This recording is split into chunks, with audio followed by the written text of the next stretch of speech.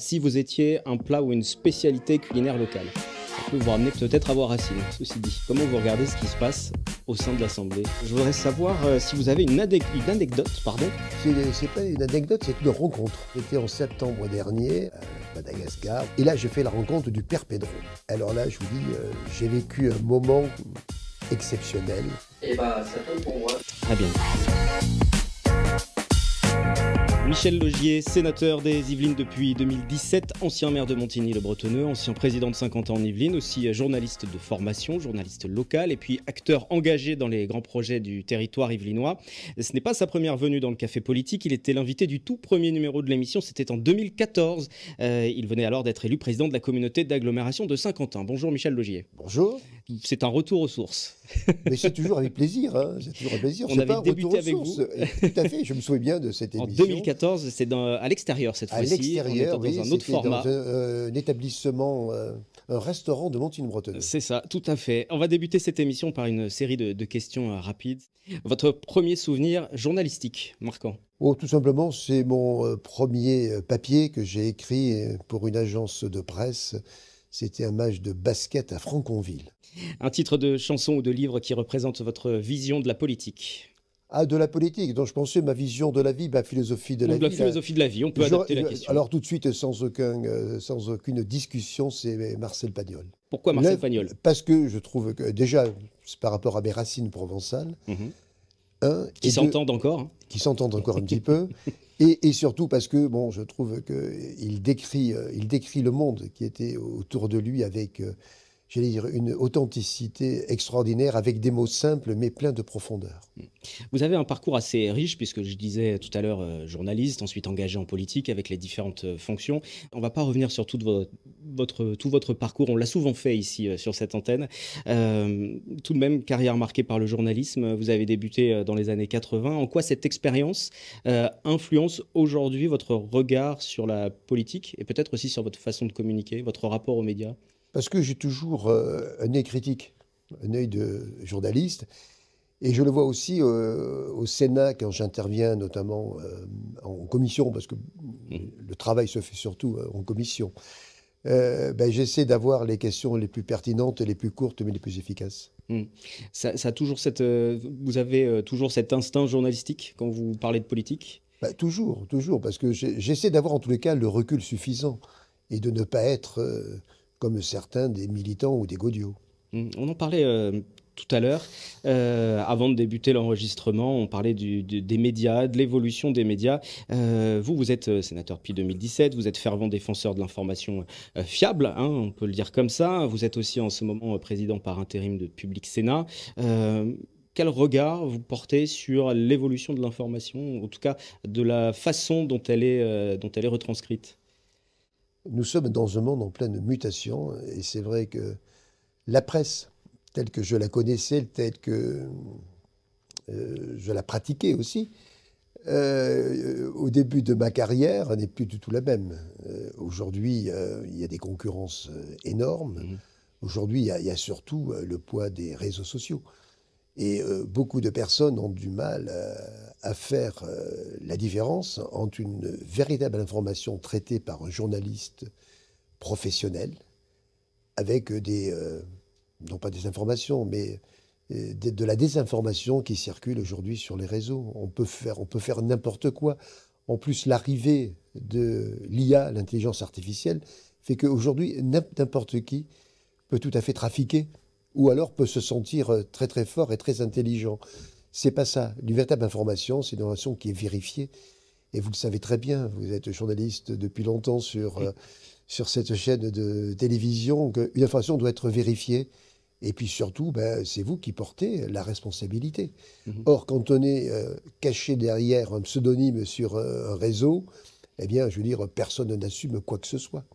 Alors que quand une information paraît est publiée dans un journal ou qu'elle est diffusée sur une radio, une chaîne de télévision, eh bien celle-ci, elle a une véritable valeur pour moi. Mais si on prend le public, le grand public, les auditeurs, pour eux, il y a une défiance, c'est le mot, hein, il y a une défiance envers l'information.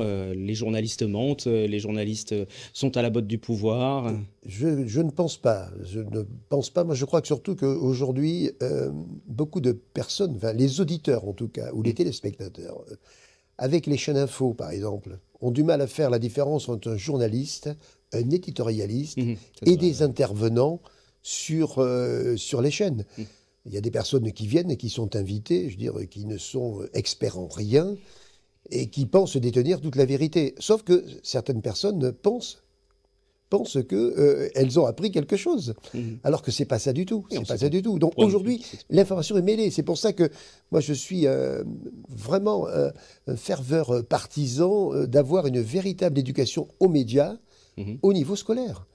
On parle de l'éducation sexuelle, très bien, sauf qu'il faut aussi une éducation aux médias. Ça va trop vite. Les enfants sont tous sur des tablettes aujourd'hui. D'ailleurs, c'est même les politiques aujourd'hui qui font des actions en leur proposant des tablettes pour accompagner aujourd'hui tous les enseignements. Mais il faut aussi que dans cet enseignement, on ait aussi cette façon de décrypter l'information et de savoir où est la vraie, où est la fausse. De par votre fonction de sénateur, c'est ainsi que vous avez récupéré cette présidence par intérim à Public Sénat, chaîne plus institutionnelle, chaîne aussi, dans le cadre de la renumérotation des chaînes de la TNT, remonte un petit peu, qui fait suite à la disparition notamment de C8, remonte un petit peu et vous êtes plutôt satisfait parce que ça va mieux exposer cette chaîne et cette chaîne peut servir aussi de moyen d'information plus fiable auprès du grand public, de réconcilier peut-être le grand public avec une information plus fiable et puis de permettre un lien, renouer aussi un lien entre les politiques et les citoyens.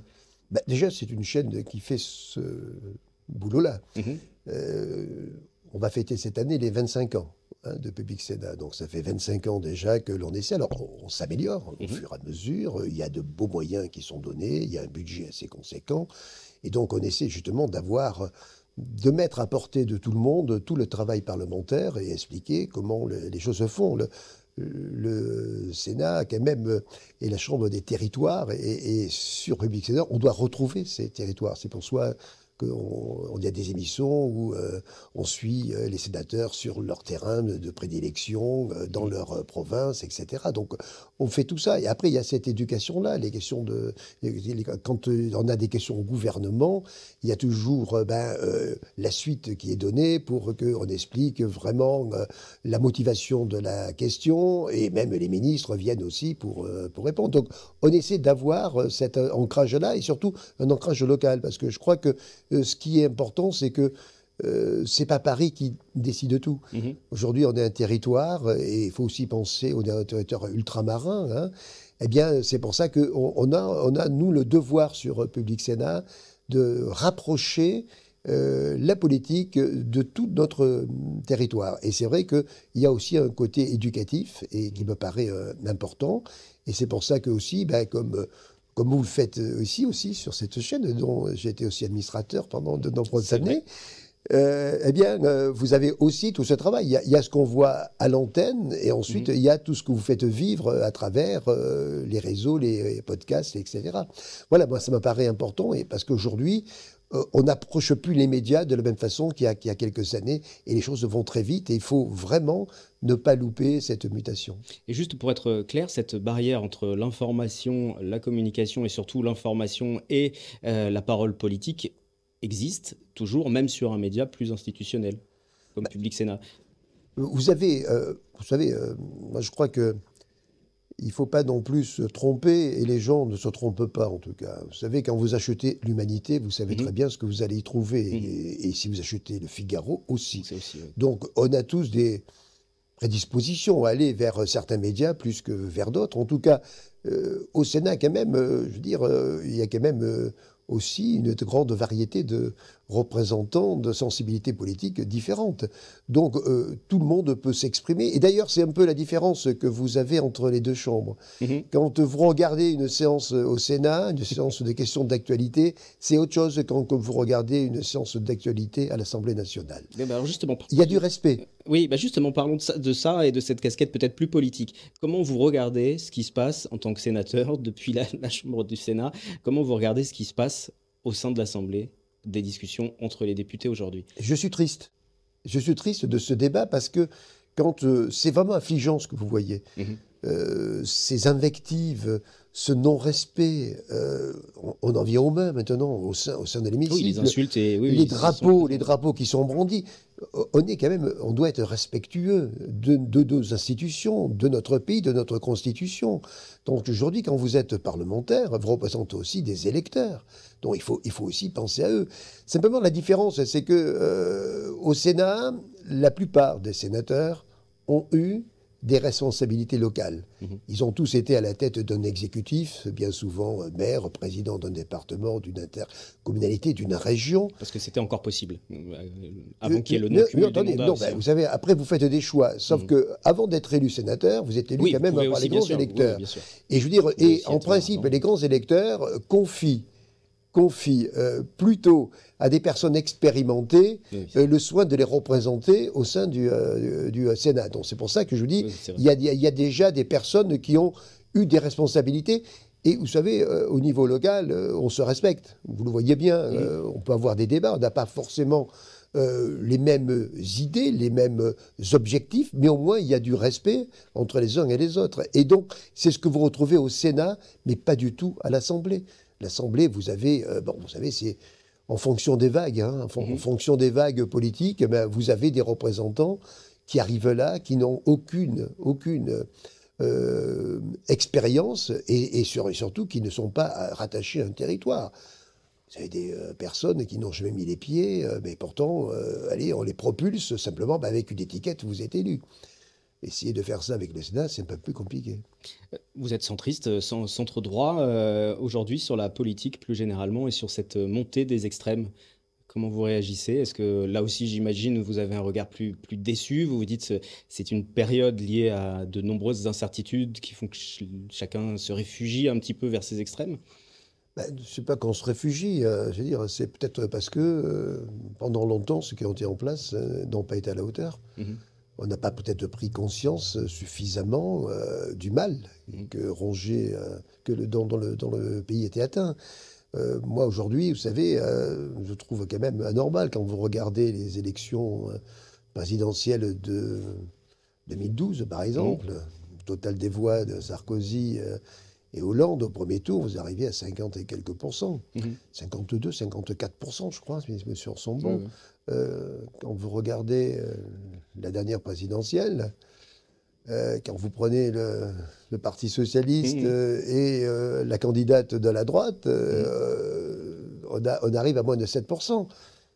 Et donc, où sont passées ces voix?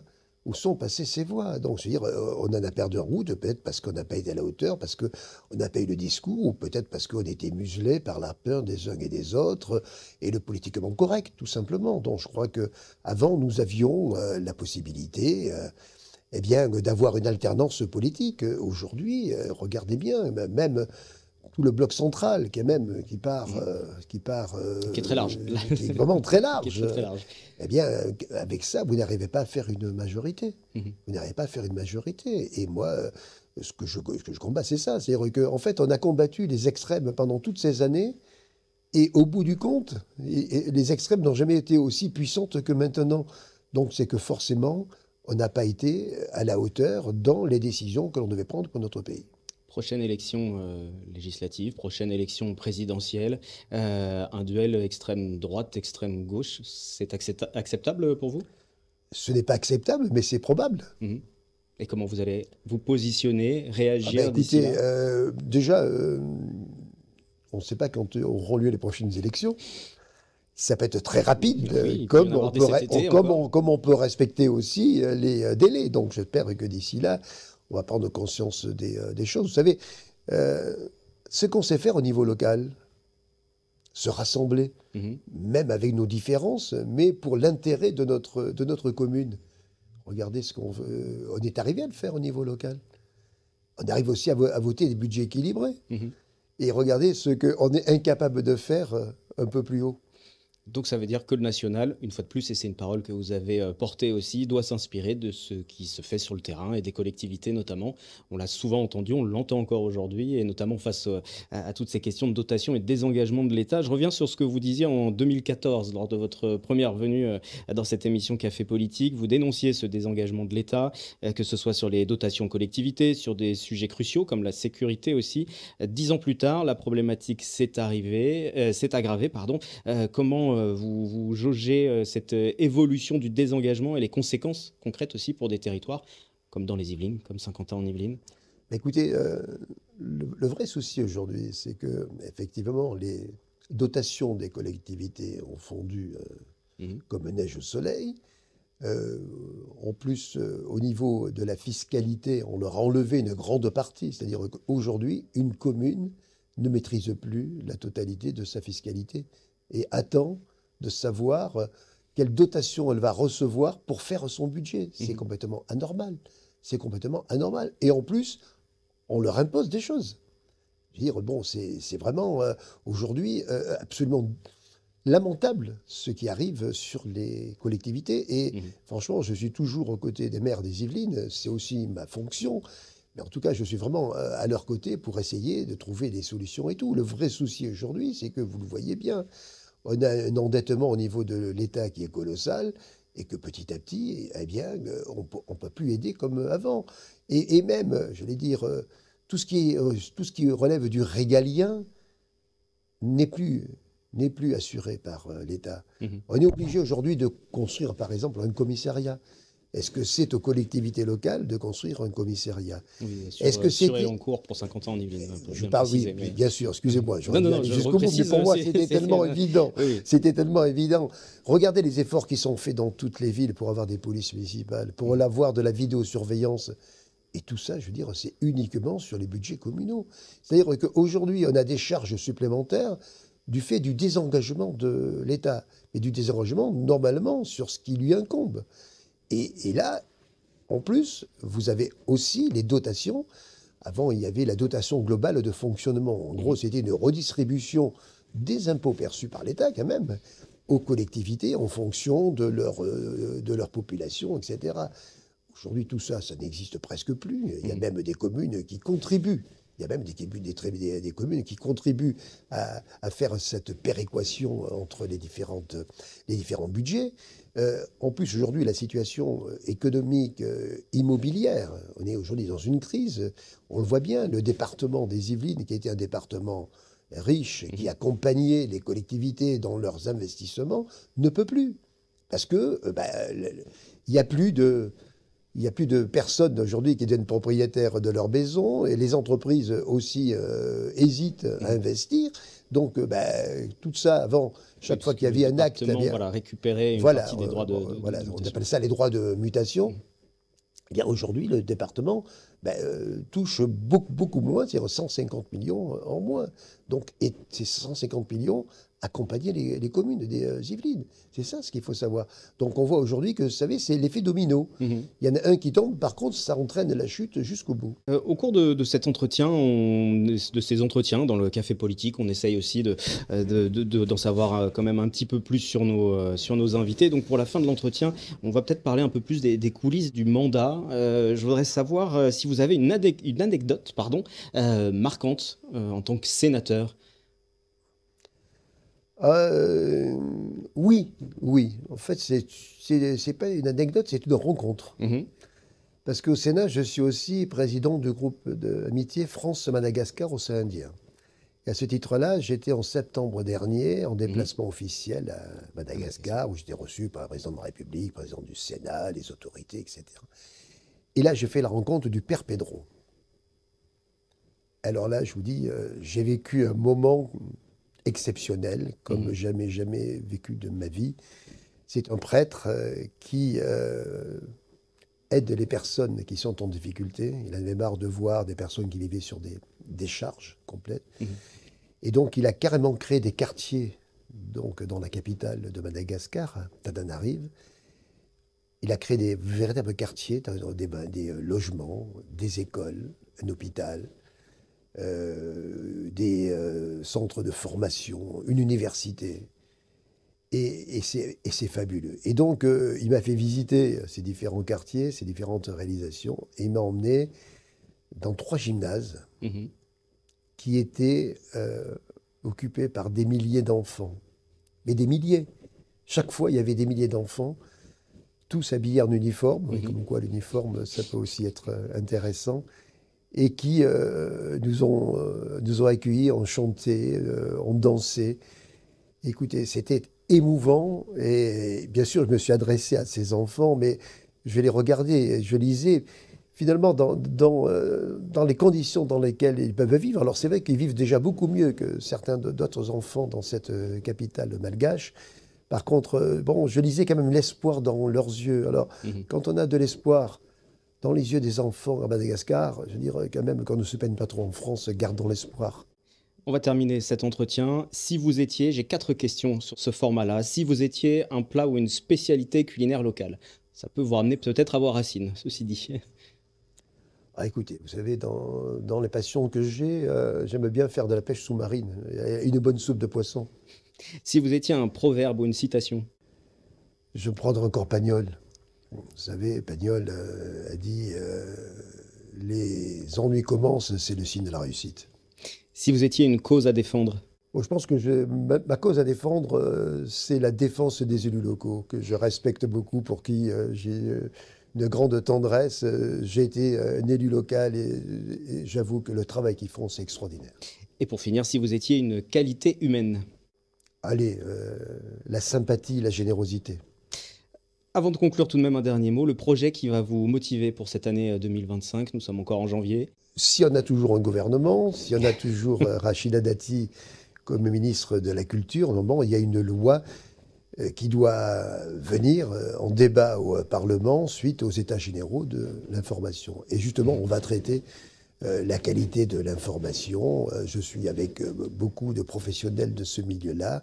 Et c'est une loi qui est attendue sur l'avenir aujourd'hui de la presse, des médias et de l'information générale. Donc j'ai hâte d'avoir cette loi qui arrive, en espérant en être le rapporteur au Sénat. Merci beaucoup Michel Laugier, merci à vous et rendez-vous dans 15 jours pour le prochain Café Politique. N'oubliez pas de vous abonner, de liker sur les différentes plateformes, que ce soit Spotify, Apple ou encore sur YouTube et sur notre site internet. Merci beaucoup. Voilà. Très bien. Super.